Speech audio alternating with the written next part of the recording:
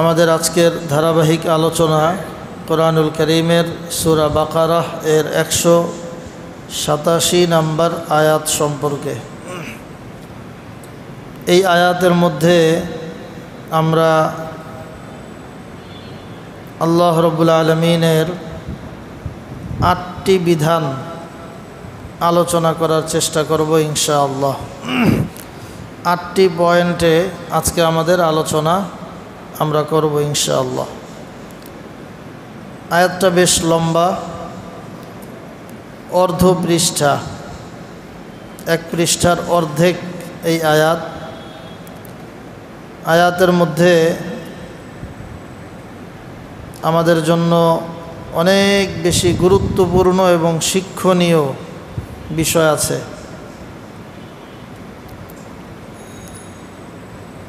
শিক্ষার ক্ষেত্রে আল্লাহ রসুল সাল্লাল্লাহু আলাইহি ওয়াসাল্লাম শেখানোর ক্ষেত্রে, শিখার ক্ষেত্রে লজ্জা পাইতেন না।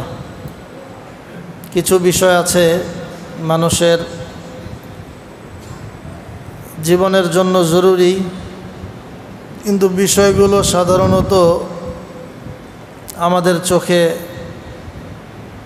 লজ্জার বিষয়, শালীনতার বিষয়, কিন্তু যখন বিধানের প্রয়োজন, আহকামের প্রয়োজন, আইন শিখানোর প্রয়োজন, সেই ক্ষেত্রে সবগুলোই আলোচনা করতে হয়।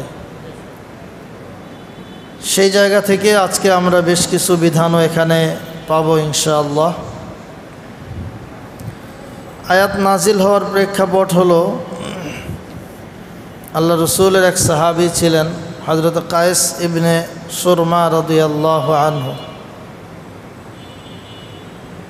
দিনভর পরিশ্রম করে ক্লান্ত অবস্থায় রমাদানুল মুবারকে রাতের বেলা বাসায় আসলেন। আসার পর স্ত্রীকে বললেন ঘরে খাবার আছে কিনা। তো স্ত্রী জানাইল যে না, ঘরে এই মুহূর্তে কোনো খাবার প্রস্তুত করা নাই। তো বলল যে আপনি একটু অপেক্ষা করেন, আমি খাবার সংগ্রহ করে নিয়ে আসি। স্ত্রী খাবার আনতে আনতে তার স্বামী হযরত কায়েস ইবনে সুরমা রাদিয়াল্লাহু আনহু তিনি ঘুমিয়ে পড়লেন। আয়াতের মূল জায়গাটা হলো, ইসলামের প্রথম যুগে রোজার বিধান যখন আল্লাহ তাআলা দিয়েছিলেন, তখন সাহরি খাওয়ার নিয়ম বর্তমান যেই নিয়ম আছে এই নিয়মে ছিল না। এটা হলো মূল পয়েন্ট, বোঝার জায়গা। তখনকার সাহরি খাওয়ার নিয়ম ছিল রাতের বেলা ঘুমানোর আগে সাহরি খেতে হবে, এবং যারা বিয়ে শাদী করেছে, স্ত্রী আছে, স্ত্রীর সাথে মেলামেশা, এটাও ঘুমানোর আগেই কমপ্লিট করতে হবে। রাতের বেলা ঘুমিয়ে পড়লে আর খাওয়া দাওয়া করা যাবে না, স্ত্রীর সাথে মেলামেশাও করা যাবে না। একেবারে এই রাত শেষ হয়ে পরদিন শেষ হয়ে সেই সন্ধ্যা পর্যন্ত না খেয়ে নিজের স্ত্রীর সাথে স্ত্রী সুলভ আচরণ না করে সময়টা পার করতে হবে। তো এই সাহাবী যখন ঘুমিয়ে গেলেন, তো এখন তো আর খাওয়া যায় না। স্ত্রী খাবার নিয়ে আসছে, তো বিধান তো তারা জানেই, এখন তো আর খাওয়া যাবে না। সাহাবী রাতভর খান নাই, সারাদিন পরিশ্রম করে এসেছেন রোজা রেখে। রাতের বেলা বাসায় একটু খাবার খাবেন সেই সুযোগও তার হয় নাই। না খেয়ে রোজা রেখে পরদিন, ঘটনা তো আরবের, আনসারি সাহাবী, মদিনার ঘটনা। পরদিন দুপুরে ক্ষুধায়, অস্থিরতায়, দুর্বলতায় সাহাবী পড়ে গেছেন, বেহুশ হয়ে গেছে। তাহলে রোজার বিধানটা কষ্টকর ছিল।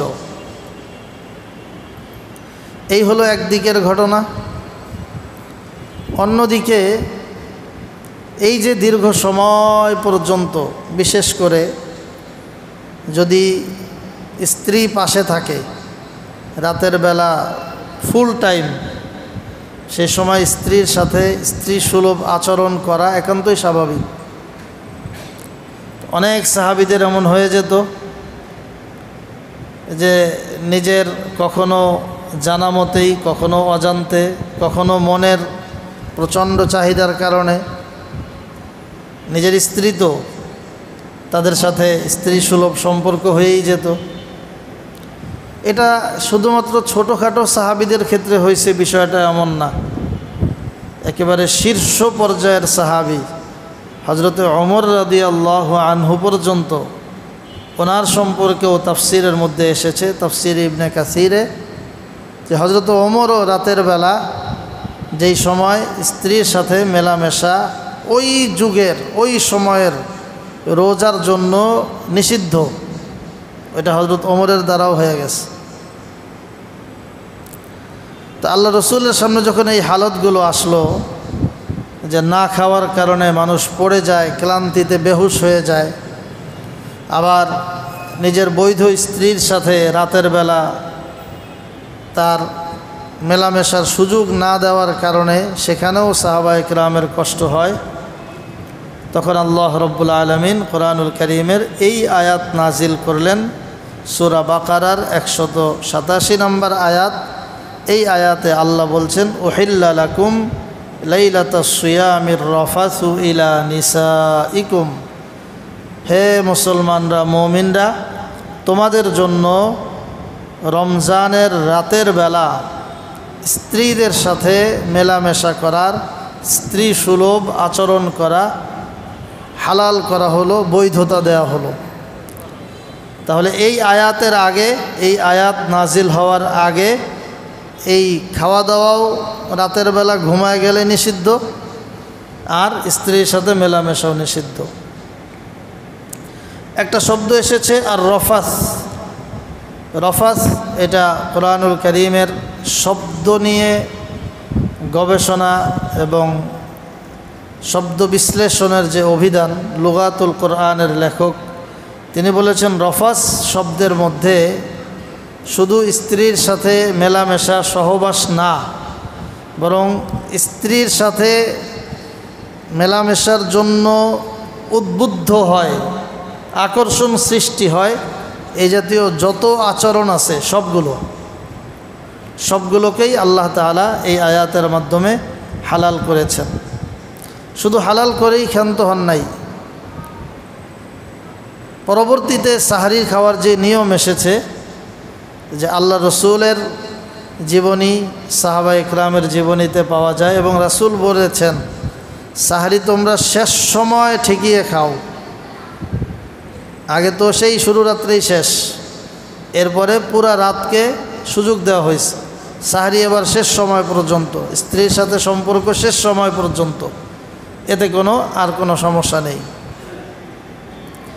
এই একটা বিধান আমরা এই আয়াতের মাধ্যমে জানলাম। দ্বিতীয় বিষয়, আল্লাহ বলেছেন, হুন্না লিবাসুল লাকুম ওয়া আনতুম লিবাসুল লাহুন্না, স্ত্রীরা হলো তোমাদের জন্য পোশাক এবং তোমরা তাদের জন্য পোশাক। স্ত্রী তোমার পোশাক, তুমি স্বামী স্ত্রীর পোশাক। এর অর্থ কি? পোশাকের মাধ্যমে মানুষ নিজের গোপন বিষয় লুকায়, লজ্জাস্থান লুকায়, গোপন বিষয়গুলো লুকায়। দুজন মানুষ দুটি সংসার থেকে এসে ভিন্ন ভিন্ন পরিবেশ, ভিন্ন ভিন্ন ফ্যামিলি, লাইফস্টাইল, কালচার ইত্যাদি থেকে এসে যখন একসাথে স্বামী স্ত্রী মিলিত হয়, তখন স্বাভাবিকভাবেই একে অপরের সকল বিষয় ভালো লাগবে, বিষয়টা এমন না। আমার স্ত্রী বলে শতভাগ আমাকে ভালো লাগতে হবে, বা তার শতভাগ কাজ সবই আমার ভালো লাগবে, বিষয়টা এমন না। ব্যতিক্রম হতে পারে, কিন্তু মৌলিকত্বে সে আমার অনুগত কিনা, আমি তার খেদমতে অ্যাক্টিভ আছে কি না, এটাই মূল বিষয়। তো কিছু বিষয় এমন ঘটবে যেটা আমার চোখে তারটা মন্দ, তার চোখে আমারটা মন্দ। আল্লাহ বলছেন তোমরা একে অপরের পোশাক যেমন গোপন বিষয়কে লুকায় রাখে, স্ত্রীর দায়িত্ব স্বামীর টুকটাক ছোটোখাটো গোপন বিষয়কে লুকিয়ে রাখা, স্বামীর দায়িত্ব স্ত্রীর ছোটোখাটো টুকটাক বিষয়কে গোপন রাখা।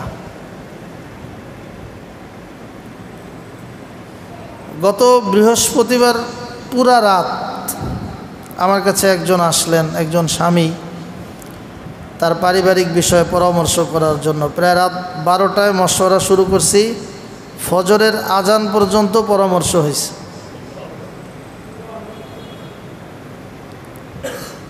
তার বিভিন্ন বিষয় আমাকে শোনাইলো। আমি উভয়জনের ভালো বিষয়গুলো গভীরভাবে বোঝার চেষ্টা করলাম। তাতে পাইলাম যে বড় মেজর কোনো সমস্যা নাই। সমস্যা কি? সমস্যা শুধু এতটুকু, ওই তার স্ত্রীর দোষ হইল স্বামীর ছোটোখাটো বিষয় তার মাকে জানায় দেয়, মানে স্বামীর শাশুড়িকে জানায়, স্ত্রী তার বাবাকে জানায়।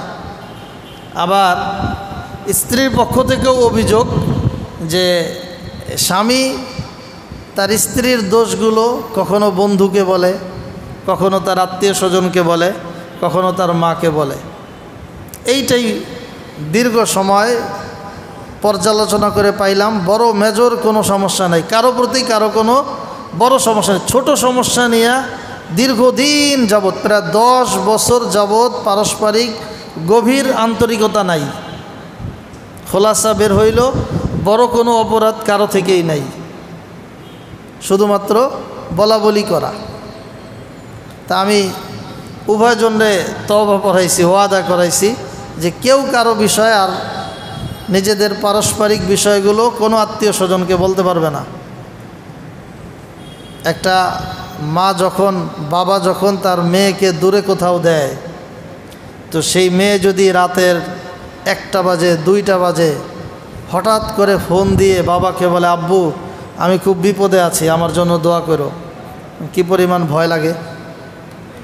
সামান্য একটা হয়তো কথা কাটাকাটি হয়েছে স্বামীর সাথে, তার ধৈর্য ধরা দরকার ছিল, সে সাথে সাথে ফোন দিয়া দিল। সে তো ভাবছে কি জানি, সাথে সাথে জামাইরে ফোন দিয়া দিল, এই আমার মাইয়ার সাথে তুমি এমন কি দুর্ব্যবহার করলা, অথচ ঘটনা কিছুই না। এজন্য কোরআনুল কারীমের এই নির্দেশনাগুলো আমাদের জন্য, জীবন সুন্দরভাবে চলার জন্য আমাদের তো সবচেয়ে বড় নিঃস্বার্থ আমাদেরকে উপদেশ দাতা হলো আল কোরআনুল কারীম।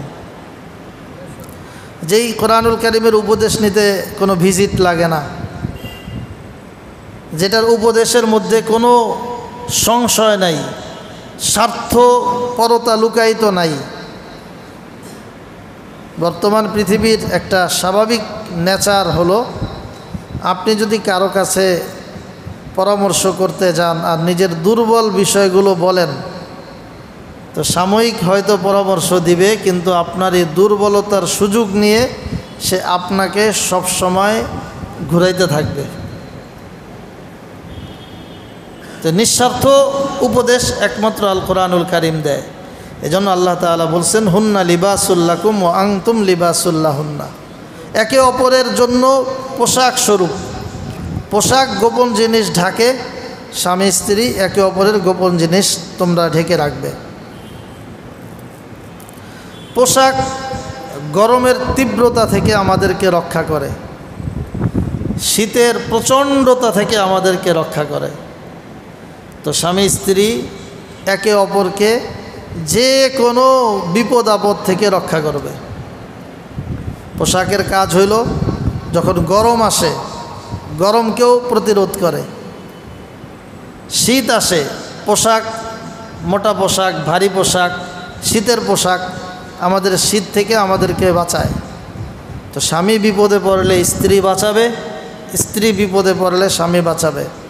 স্বামী অসুস্থ হলে স্ত্রী খেদমত করবে, স্ত্রী অসুস্থ হলে স্বামী খেদমত করবে। এমন না যে স্বামী অসুস্থ হলে স্ত্রী খেদমত করেই যাবে আজীবন, আর স্ত্রী অসুস্থ হলে স্বামী ঘুমায়া থাকবে। আরেকটা ফ্যামিলির মামলা চলছে, আরেকটা ফ্যামিলির মামলা চলছে। স্বামী স্ত্রী স্বামীর ব্যাপারে মামলা দিয়েছে, রানিং। সমস্যা কি? মূল অভিযোগ মেয়ে পক্ষের যে স্ত্রী,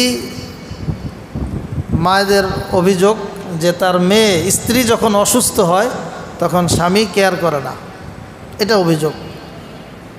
বিবাহ বিচ্ছেদের কাছাকাছি এবং মামলা পর্যন্ত হয়েছে, আর বিয়ে কয়দিন টিকবে?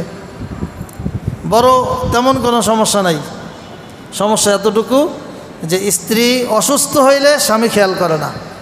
অথচ কোরআনুল কারীম বলছে একে অপরের পোশাক। আমরা পুরুষরা এই জায়গায় একটু বেশি স্বার্থপর মনে হয়।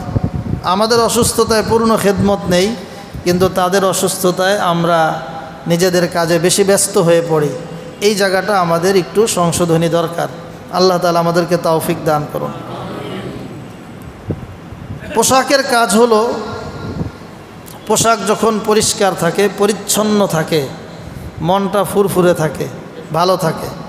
ময়লা কাপড়, একেবারে দুর্গন্ধযুক্ত কাপড়, এগুলো নোংরা কাপড় কেউ যদি পরে তো তার মেজাজটাও নোংরা থাকে। স্বামী স্ত্রী একে অপরের পোশাকের অর্থ হলো পোশাকটা যেন ময়লা না হয়, দুর্গন্ধযুক্ত না হয়। পোশাক পরিষ্কার পরিচ্ছন্ন যত থাকবে, স্বামী স্ত্রীর পারস্পরিক সম্পর্ক, তাদের পারিবারিক জীবন ফুরফুরে থাকবে, আনন্দ এবং উৎসবে তাদের সময়টা অতিবাহিত হবে। এইভাবে পোশাকের উদাহরণ দিয়ে আল্লাহ তাআলা দাম্পত্য জীবনকে সুন্দর রাখার জন্য আমাদেরকে পরামর্শ দিয়েছেন। এটা আজকের দ্বিতীয় বিষয়। নাম্বার 3, আল্লাহ বলছেন আলিমাল্লাহু আন্নাকুম কুনতুম তাখতানুনা আনফুসাকুম ফাতাবা আলাইকুম ওয়া আফা আনকুম। 3 নম্বর বিষয় আল্লাহ বলছেন, আমি যেই বিধানটা তোমাদেরকে দিলাম, এই বিধানটা দেওয়ার আগে তোমরা নিজেদের উপরে জুলুম করেছো, অন্যায় করেছো, এটা আমি সব জানি। আলিম আল্লাহ, আল্লাহ বলছেন আমি জানি, আমি সব দেখি, আমি সব তোমাদের হালত সম্পর্কে অবগত। আন্নাকুম তাখতানুনা আনফুসাকুম, তোমাদেরকে নিষেধ করা হয়েছিল রাতের বেলা খাওয়া দাওয়া করতে, স্ত্রীর সাথে মেলামেশা করতে, কিন্তু ব্যাপকভাবে তোমাদের অনেকের নামে এই অভিযোগ আছে। আল্লাহ বলছেন ফাতাবা আলাইকুম ওয়া আফা আনকুম, আল্লাহ তাআলা তোমাদের এই পাপ, তোমাদের এই অসতর্কতার বিষয়টি আল্লাহ তাআলা মাফ করে দিয়েছেন। তোমাদের তওবাকে আল্লাহ তাআলা কবুল করেছেন, তোমাদেরকে মাফ করে দিয়েছেন। ফাল আনা বাশিরুহুন্না ওয়াবতাগু মা কাতাবাল্লাহু লাকুম। তৃতীয় মেসেজ আল্লাহ দিলেন যে যখন হালাল করে দিলাম তখন এই সংশয় আর রাখার দরকার নাই যে পূর্বে আমাদের দ্বারা যা গুনাহ হয়েছে তা কি আল্লাহ মাফ করেছেন কিনা। আল্লাহ স্পষ্ট জানাই দিলেন মাফ, জানাই দিলেন পূর্বেরটা কি মাফ, ওইটা নিয়ে আর টেনশন দরকার নাই, এখন সামনে ভালোভাবে চলো। এটা ছিল 3 নম্বর বিষয়। 4 নম্বর বিষয় আল্লাহ বলছেন ফাল আনা বাশিরুহুন্না ওয়াবতাগু মা কাতাবাল্লাহু লাকুম। এটা আবার গুরুত্বপূর্ণ। আল্লাহ বলছেন ফাল আনা বাশিরুহুন্না ওয়াবতাগু মা কাতাবাল্লাহু লাকুম। এখন তোমাদেরকে অনুমতি দেওয়া হয়েছে, এখন তোমরা স্ত্রীদের সাথে মেলামেশায় মিলিত হও, অনুমতি আছে। রাতের বেলা, রমজানের রাতের বেলা, রমজানের রাতের বেলা স্ত্রীর সাথে সব ধরনের সম্পর্ক বৈধ। এরপরে বলছেন ওয়াবতাগু মা কাতাবাল্লাহু লাকুম, তবে তোমার এই সম্পর্কের মূল ভিত্তি হবে আল ইবতিগা। ইবতিগা, তুমি চাও, মা কাতাবাল্লাহু লাকুম, আল্লাহ তাআলা তোমার জন্য যা বিধিবদ্ধ করে দিয়েছেন, আল্লাহ যা সিদ্ধান্ত নিয়েছেন ওই বিষয়কে চাও। মানে এই মেলামেশার দ্বারা আল্লাহ তাআলা মূল চান আল্লাহ তাআলার বান্দা দুনিয়ার মধ্যে বাড়ুক। এখানে মেলামেশার উদ্দেশ্য বলে দিয়েছেন, উদ্দেশ্য হবে আল্লাহর নেয়ামত নেওয়া, সন্তান নেওয়া। শুধুই মাত্র কামনা চরিতার্থ করার জন্য মেলামেশা ওইটা না, বরং তুমি আল্লাহর উপর ভরসা রেখে আল্লাহ যেই নেয়ামত তোমাকে দিতে চান সেই নেয়ামত গ্রহণের আশায় তোমাদের পারস্পরিক সম্পর্ক হবে। এটা কোরআনের কথা। সূরা ইসরার ৩৬ নম্বর আয়াত আল্লাহ তাআলা নিষেধ করেছেন, ওয়ালা তাকতুলু আওলাদাকুম খাশইয়াতা ইমলাক নাহনু নারযুকুকুম ওয়া ইয়্যাহুম। আল্লাহ বলছেন তুমি সন্তান নিবা না কেন? সন্তান নেওয়ার সিস্টেম এটা আল্লাহ তাআলার দেওয়া সিস্টেম, এই মানুষের বানানো সিস্টেম না। মানুষ চাইলেই হাজার চেষ্টা করেও সন্তান পায় না, অনেক চেষ্টা করে সন্তান পায় না। চিকিৎসা 1 বছর 2 বছর 10 বছর 15 বছর চিকিৎসা করে সন্তান হয় না। শুধুই ছেলে হয় মেয়ে হয় না, শুধুই মেয়ে হয় ছেলে হয় না। আল্লাহ বলছেন এই সিস্টেম তো আমার আছে, কিন্তু তোমার ক্ষেত্রে যদি আমার নিজাম আমার ফয়সালা হলো তোমাকে আমি সন্তান দিব, তুমি বাধা দেওয়ার কে? ফালআনা বাশিরুহুন্না ওয়াবতাগু মা কাতাবাল্লাহু লাকুম। আল্লাহ বলছেন অনুমতি দিলাম তোমাদের পারস্পরিক মেলামেশার, কিন্তু এখানে নিয়ত হবে আল্লাহ তাআলা আমাকে যেই সন্তান দিবেন আমি এটাকে গ্রহণ করব। কোনো পদ্ধতি, কোনো উপায়, কোনো তরিকা, কোনো মেডিসিন, কোনো পন্থা অবলম্বন করে আল্লাহর প্রদত্ত সন্তান নামক নেয়ামতকে বাধা দিতে পারবা না। আল্লাহ বলছেন যে রিজিকের ভয়ে সন্তানকে মারো, রিজিক কি তুমি দাও না, আমি আল্লাহ দেই। পৃথিবীতে যার 2টা সন্তান বা 1টা সন্তান তার সন্তানরাই সুখী, যার 10টা সন্তান আছে ওই 10 ভাই মনে হয় সুখে নাই। কি বলেন? যেই বাবার 10টা সন্তান ওরা মনে হয় সুখে নাই, সবাই কষ্টে থাকে। আর যেই বাবার 1টা সন্তান ওই একমাত্র সুখী হয়, তাই না? বাস্তবতা কি এমন? আমাদের এখানে অনেকেই পাওয়া যাবে যারা বাবার 3 নাম্বার 4 নাম্বার 5 নাম্বার সন্তান। এজন্য এই মেজাজ, এই চিন্তা, এই ধারণা আল্লাহর নবী সাল্লাল্লাহু আলাইহি ওয়াসাল্লাম বিয়ের ব্যাপারে হাদিস শরীফের মধ্যে নির্দেশনা প্রদান করেছেন যে তোমরা তাজাওয়াজুল ওয়াদুদ আল ওয়ালুদ, পাত্রী নির্বাচন কিভাবে করবা এটা নির্দেশনা, আমাদের নবীর নির্দেশনা। তাজাওয়াজুল ওয়াদুদ আল ওয়ালুদ, এমন নারীকে খুঁজে বিয়ে করবা, এমন পাত্রী খুঁজে বের করবা যেই পাত্রী তার ভিতরে মায়া মমতা, সাংসারিক জীবন, পারিবারিক জীবন, ব্যক্তিগত জীবনে আন্তরিক হবে। বুঝবেন কিভাবে? তার ফ্যামিলি দেখে। তার এই মেয়ের বাবা মার সম্পর্ক কেমন, তাদের মাঝে মাঝে মধ্যে ঝগড়া হয় কিনা, এই মেয়ের খালা আর খালুর সম্পর্ক কেমন, এই মেয়ের মামা আর মামির সম্পর্ক কেমন। এজন্য বিয়ের সময় পরিবার দেখতে হয়। এখনকার অধিকাংশ বিয়ে শুধুই মাত্র মেয়ে, মেয়ে না মেয়ের চামড়া কিংবা অঙ্গভঙ্গি দেখে হয়। যেই সমস্ত ছেলেরাই, এজন্য একটা লাভ ম্যারেজের দুর্ভাগ্য আছে, নিজে নিজে পাকনামি করে, অধিকাংশ বিয়ে ভাঙ্গে যেগুলো লাভ ম্যারেজ হয়, যেগুলো পরিবার চিন্তা করে, ফিকির করে, গবেষণা করে, বাবা মা আত্মীয় স্বজন মিলে সব কিছু যাচাই করে যে বিয়েগুলো হয়, এগুলো ভাঙে না তা না, তবে পরিমাণে কম। কারণ ইসলাম বলছে, আল্লাহর নবীর নির্দেশ আল ওয়াদুদ।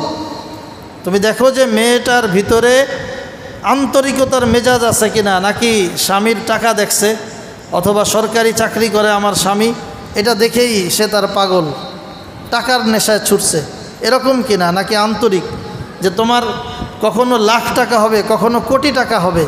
এমনও হতে পারে, আল্লাহ না করুক, জীবন চলতে গিয়ে ব্যবসা বাণিজ্যে কোনো লস হয়ে মাঝে মধ্যে তোমার শহরের বাড়ি ছেড়ে দিয়ে গ্রামে চলে যেতে হবে, তোমার ভিআইপি ফ্ল্যাট বাদ দিয়ে টিন সেটে চলে যেতে হবে, তোমার লাক্সারি লাইফস্টাইল বাদ দিয়ে একান্তই স্বাভাবিক লাইফ তোমার জীবনযাপন করতে হবে, সেই ক্ষেত্রে তোমার প্রতি আন্তরিক থাকবে কিনা এটা আগে থেকে যাচাই করো। 2 নম্বর বিষয় আল ওয়ালুদ, এই পাত্রী যাকে তুমি নির্বাচন করছো সে সন্তান জন্ম দেওয়ার যোগ্যতা সম্পন্ন কিনা, অধিক সন্তান নেওয়ার মতো যোগ্যতা তার আছে কিনা। তো তারে দিয়া তো আর চেক করার উপায় নাই, এটাও চেক তার ফ্যামিলি, যে তারা ভাই বোন কয়জন, বেশি না কম। এটা আল্লাহর নবীর নির্দেশ বলছি। আমাদের মাথায় ভিন্ন একটা কিছু বসা আছে, হ্যাঁ এটা আমাদের বই, আমাদের পেপার, আমাদের পত্রিকা, আমাদের টিভি, আমাদের মিডিয়া আমাদেরকে এমনভাবে মাথায় ঢুকাইছে, ওই ঢুকানো আর আমাদের আজকের কোরআনের মজলিসের ঢুকানো সম্পূর্ণ বিপরীত। এটা আমাদের মাথায় নিয়েই বুঝতে হবে। আপনি যদি ওইটা মাথায় রাখেন যে না আমি তো বুঝি যে ছেলে হোক মেয়ে হোক দুটি সন্তানই যথেষ্ট, একটি হলে ভালো হয়, না ভাই, আপনার ওই মেজাজের সাথে কোরআনের ইসলামের কোনো সম্পর্ক নাই। ওটা সম্পূর্ণ ইহুদি খ্রিস্টানদের শেখানো একটা শব্দ বাক্য। আল্লাহর নবী বলছেন আল ওয়ালুদ, দেখো যে তার ভাই বোন কয়জন, তার চাচাতো ভাই বোন কয়জন, তার ফুফাতো ভাই বোন কয়জন, তার মামাতো ভাই বোন কয়জন, তার চাচা চাচি কয়জন, তার দাদার সন্তান কয়জন, তার নানার সন্তান কয়জন। এটা যখন দেখবা বেশি, তো এই ফ্যামিলিটা এরকম যোগ্যতা সম্পন্ন, তোমরা এই ফ্যামিলির মেয়েকে বিয়ে করো। কারণও আল্লাহর নবী স্পষ্ট বলেছেন, কারণটা লুকায় রাখেন নাই, হাদিসের স্পষ্ট শব্দ। নবী বলেন ফাইন্নি মুকাসিরুম বিকুমুল উমাম, আমি বেশি উম্মত নিয়ে হাসরের ময়দানে গর্ব করব। আমার উম্মত বেশি, আমার দল ভারী। সবাই তো দল ভারী করতে চায়, তাই না? দল ভারীর প্রতিযোগিতা না সারা দেশ জুড়ে, সারা পৃথিবী জুড়ে। তা আল্লাহর নবী বলছেন আমি দল ভারী করব হাসরের ময়দানে। তো দল ভারী যাদের মাধ্যমে করব, যেই কাফেলা হবে, এই কাফেলার আপনি সঙ্গীও হতে পারেন, অথবা দল ভারীর কাফেলার সঙ্গী নাও হতে পারেন। কিন্তু আল্লাহর নবী চাচ্ছেন যে আমি দল ভারী করব, আমার উম্মতের সংখ্যা বেশি হবে, আমি বেশি উম্মত নিয়ে হাসরের ময়দানে থাকতে চাই।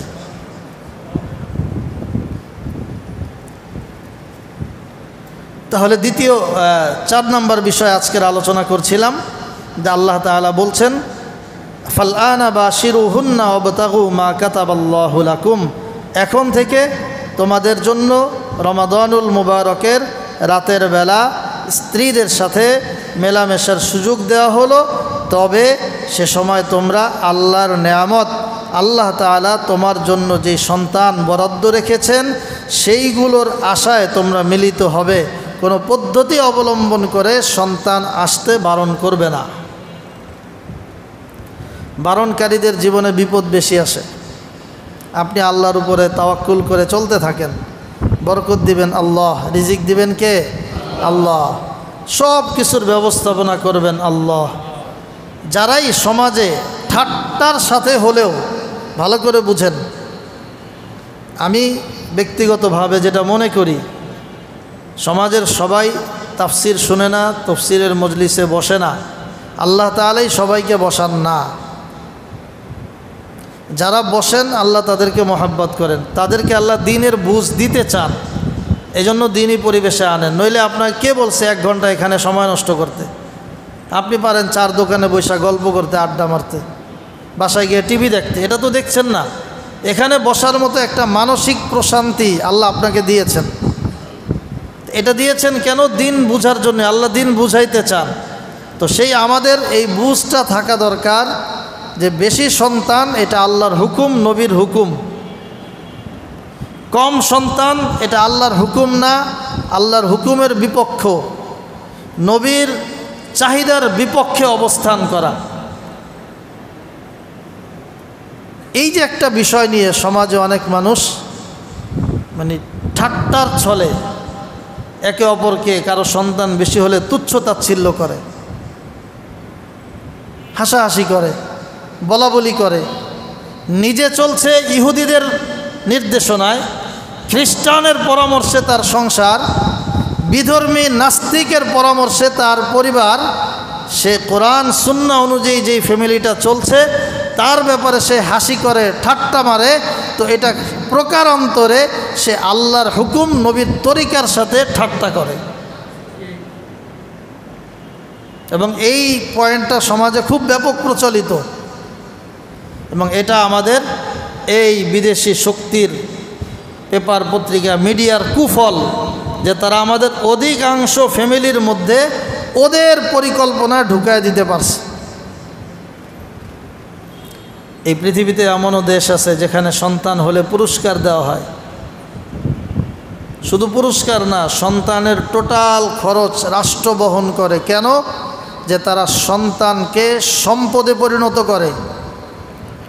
আমরা ব্যর্থ, আমাদের দেশ ব্যর্থ, আমাদের সরকারগুলো ব্যর্থ, যে তারা আমাদের নাগরিকদেরকে, এদেশের জনগণকে এক একটা মানব সম্পদ, মানুষকে সম্পদ বানাইতে পারে না। মানুষকে সম্পদ বানাইতে ব্যর্থ হওয়ায় সে মানুষের আগমন ঠেকানোর চক্রান্ত করে, নাউজুবিল্লাহ। এজন্য এই জায়গাটা আমরা খুব ভালোভাবে বুঝবো। আল্লাহ তাআলা আমাদেরকে বুঝার তৌফিক দান করুন। 5 নম্বর বিষয় আজকের আলোচনার, 8টা বিষয় বলেছি, 5 নম্বর হলো আল্লাহ বলছেন ওয়াকুলু ওয়াশরাবু হাত্তা ইয়াতাবায়্যানা লাকুমুল খায়তুল আবয়াদু মিনাল খায়তিল আসওয়াদি মিনাল ফাজর। খাও এবং পান করো রমাদানুল মুবারকের রাতের বেলা। খাও এবং পান করো কতক্ষণ? হাত্তা ইয়াতাবায়্যানা লাকুমুল খায়তুল আবয়াদু মিনাল খায়তিল আসওয়াদি মিনাল ফাজরি। রাতের অন্ধকার থেকে যতক্ষণ না দিনের শুভ্রতার রেখা প্রকাশিত হয়, ফজরের, প্রভাতের শুভ্রতার রেখা, সাদা শুভ্রতার রেখা যতক্ষণ না প্রকাশিত হয় ততক্ষণ পর্যন্ত তোমরা পানাহার করো, খাইতে থাকো। এটা আগের নিয়ম মাথায় রাখেন, তাইলে এটার অর্থ বোঝা যাবে। আগে কি ছিল? শুইলেই খাওয়া বন্ধ, শুইলেই। আল্লাহ বলছেন না, ওই নিয়ম পাল্টায় দিচ্ছি। শুইবা, ঘুমাইবা, ঘুম থেকে জাগ্রত হইবা, এরপরে সাহারি খাবা। কোন পর্যন্ত? যতক্ষণ না সাদা রেখা কালো রেখা থেকে সাদা রেখা পৃথক না হয়, সাদা রেখা প্রতিভাত না হয়, দেখা না যায়, ততক্ষণ খাও। নবীর একজন সাহাবী ছিলেন হযরতে আদি ইবনে হাতেম রাদিয়াল্লাহু আনহু।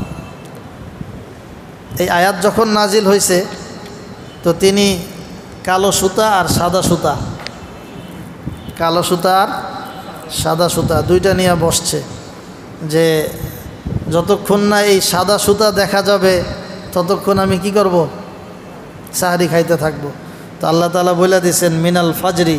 এই সুতা উদ্দেশ্য না, সরাসরি উদ্দেশ্য হইল এই আকাশের যে শুভ্র রেখা প্রকাশিত হবে সকালবেলা, ভোরে, সুবহে সাদিকের সময়, ওই রেখাটা উদ্দেশ্য।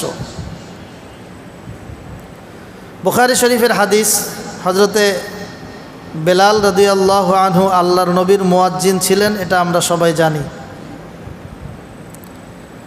হযরতে বেলাল রাদিয়াল্লাহু আনহু আজান দিতেন সাহাবা ইকরামকে ঘুম থেকে জাগ্রত করার জন্য। বুখারী শরীফের 617 নম্বর হাদিস। রাসূল বলেন এই হাদিসে, ভালো করে শুনেন, হাদিস শাব্দিক অর্থ নিয়ে কেউ যদি জীবন চলে, ব্যাখ্যা না বুঝে, তাহলে তার জীবনে বিপদ আছে। নবীর যুগে 2টা আজান হতো, এখনও হারামাইন শরীফাইনে 2টা আজান হয়, মক্কা মদিনায় 2টা আজান হয় ফজরের সময়, সকালবেলা, ভোরে, রাতে। কয়টা? 2টা। একটা আজান হলো সাহরি এবং তাহাজ্জুদের জন্য, মানুষদেরকে জাগ্রত করার জন্য। আমরা যেটা বলি যে কি বলি আমরা, এই সম্মানিত এলাকাবাসী উঠুন, সময় হয়েছে, সাহরি খান, এগুলি বলে না? তো আরবে এই তরিকাটা এইভাবে বলে না, তাদের তরিকা হলো আজান দিয়ে। হযরত বেলাল রাদিয়াল্লাহু আনহু আজান দিতেন। এই আজানে সাহাবা একরাম তাহাজ্জুদ এবং সাহরির প্রস্তুতি গ্রহণ করতেন। আব্দুল্লাহ ইবনে উম্মে মাকতুম রাদিয়াল্লাহু আনহু তিনি সাহরির শেষ হলে, ফজরের সময় হলে, সুবহে সাদিক হলে আজান দিতেন। এইটা ছিল বুঝাইতো সাহরির সময় শেষ, সুবহে সাদিক হয়ে গেছে, ফজরের সময় শুরু। এখন বুখারী শরীফের হাদিসের মধ্যে আছে, ইন্না বিলালান ইউআযযিনু বিলাইলিন ফাকুলু ওয়াশরাবু।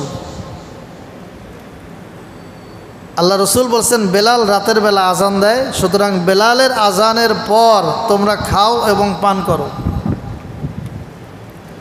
এখন যে হাদিসের বাকি অংশ আর জানে না, শব্দ নিয়েই সে মনে করে এটা বুখারীর হাদিস। বুখারী শরীফের 617 নম্বর হাদিস, মুসলিম শরীফের 1092 নম্বর হাদিস। আল্লাহর নবী বলছেন, ইন্না বিলালান ইউআযযিনু বিলাইলিন ফাকুলু ওয়াশরাবু। বেলাল রাতের বেলা আজান দেয়, সুতরাং বেলালের আজানের পরে তোমরা খাও এবং পান করো। এই হাদিস শব্দের উপর পড়ে কিছু বিভ্রান্ত লোক সমাজে এখনও বিদ্যমান আছে।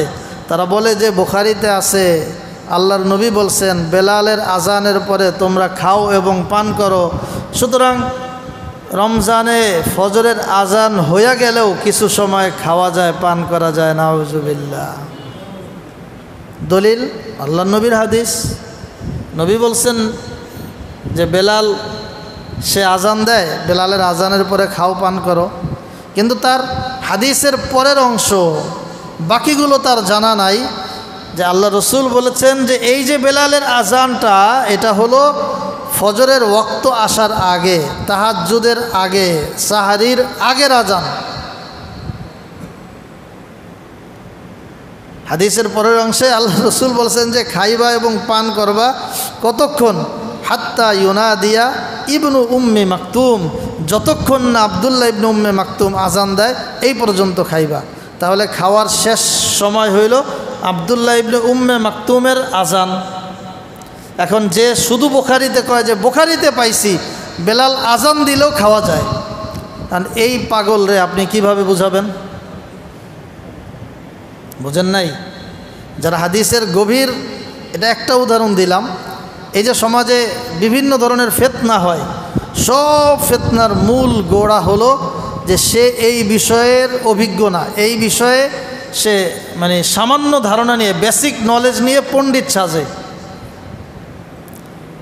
এই বিষয়ে একটা হাদিস পড়েছে, হ্যাঁ এটা বুখারীর হাদিস, বেলালের আজানের পরে খাও পান করো। আপনি যদি বলেন হুজুর এটা বুখারী শরীফে পাইছি, আপনি কেন মানবেন না? তো বাহ্যিক অর্থে তো আমার মানতেই হয়, কিন্তু হাদিসের যে আর এক অংশ আছে, ব্যাখ্যা আছে, এইটা ওরে যদি না বুঝে আপনি কি করবেন? এই জন্য আমরা বলি যে কোনো বিষয়ে অভিজ্ঞ ব্যক্তিদের পরামর্শ ছাড়া যে আগায় সেই বিপদে পড়ে। বিল্ডিংয়ের কাজে বিল্ডিংয়ের অভিজ্ঞ, কৃষিকাজে কৃষিকাজের অভিজ্ঞ, নৌ ভ্রমণে যদি যান, জাহাজের সাগরে যারা চলতে অভ্যস্ত সেই অভিজ্ঞ লাগবে। আপনি নৌকা চালাইতে পারেন বলেই প্রচণ্ড বাতাসের মধ্যে কিন্তু নৌকা চালাইতে পারবেন না। এটা ঢেউ আসলে নৌকার কোন পজিশনে এটাকে নিতে হবে, এটা সাধারণ যে শুধু চালাইতে পারে সে কিন্তু বুঝবে না, সে নৌকা ডুবাই দিবে।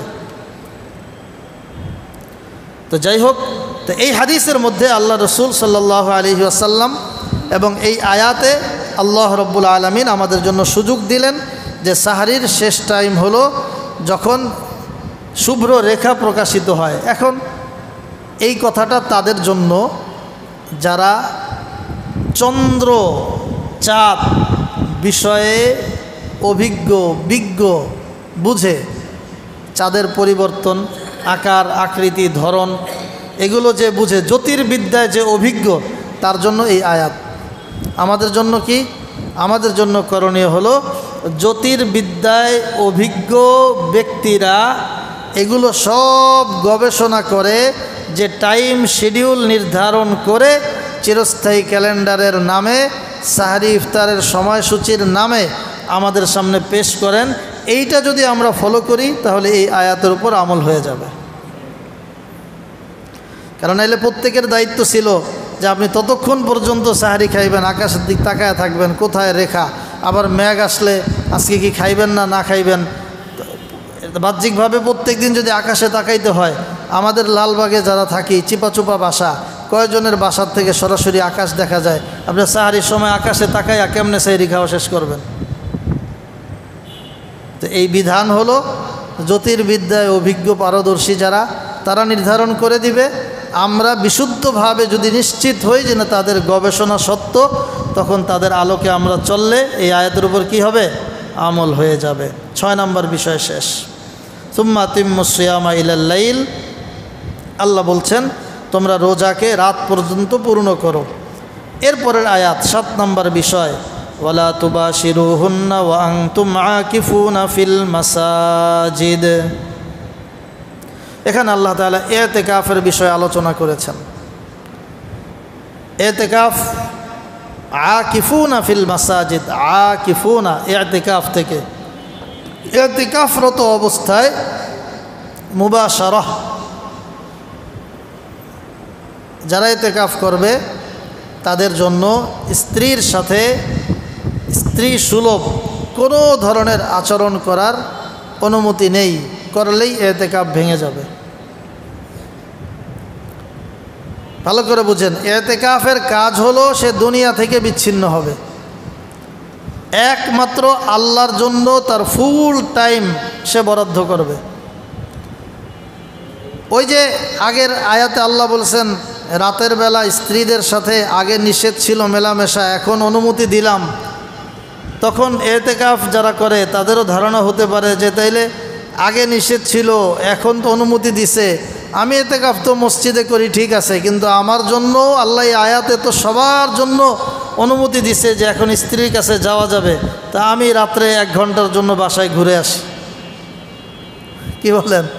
তো এই জায়গায় আবার আল্লাহ আবার সতর্ক করছে, ওয়ালা তুবাশিরুহুন্না ওয়া আনতুম আকিফুনা ফিল মাসাজিদ। তুমি যখন মসজিদে ইতিকাফরত অবস্থায় আছো তখন আর বাসাবাড়ির চিন্তা করো না, তখন তোমার এই হালাল বৈধ আমল এটাও তোমার জন্য, নিজের জন্য তুমি নিষিদ্ধ করে আল্লাহর ঘরে পড়ে থাকো, এর প্রতিদান আল্লাহ তোমাকে দান করবেন। এরপর আল্লাহ বলছেন 8 নম্বর বিষয় আজকের শেষ, তিলকা হুদুদুল্লাহি ফালা তাকরাবুহা। আল্লাহ বলছেন এতক্ষণ যেই বিধানগুলো বললাম এটা আমার এক একটা নির্দেশনার, এক একটা হুকুমের সীমানা তোমাদেরকে বলে দিলাম। ফালা তাকরাবুহা, এর ধারে কাছেও যাইও না। ইতিকাফরত অবস্থায় স্ত্রীর সাথে মেলামেশা নিষিদ্ধ, সুতরাং স্ত্রীর সাথে বেশি গল্প করো না, ওই সময় কাছাকাছি যাইও না। স্ত্রী মসজিদে আসলো, জানালা দিয়ে গল্প করলা জায়েজ আছে, কিন্তু বেশি গল্প করতে যাইও না। ফালা তাকরাবুহা, কাছাকাছি যাইও না। এই উপর উল্লেখিত যেই বিধানগুলো আছে সবগুলোর ব্যাপারেই আল্লাহ বললেন এই আমার হদ, এগুলোর প্রতি তোমরা খেয়াল রাখো। কাযালিকা ইউবায়্যিনুল্লাহু আয়াতিহি লিন্নাস লাআল্লাহুম ইয়াত্তাকুন। আল্লাহ তাআলা তার বিধানগুলো সুস্পষ্টভাবে উম্মার সামনে, মানুষের সামনে বলে দেন যাতে করে তারা তাকওয়া অর্জন করতে পারে। তাহলে তাকওয়ার জিন্দেগি লাভ করার জন্য আল্লাহর হদকে মানা, আল্লাহ যেভাবে যেই নির্দেশনা প্রদান করেছেন সেটাকে রক্ষা করা আমাদের জন্য জরুরি। আল্লাহ রাব্বুল আলামিন আমাদেরকে এই বিষয়গুলো বুঝার, মানার, আমল করার তৌফিক দান করুন।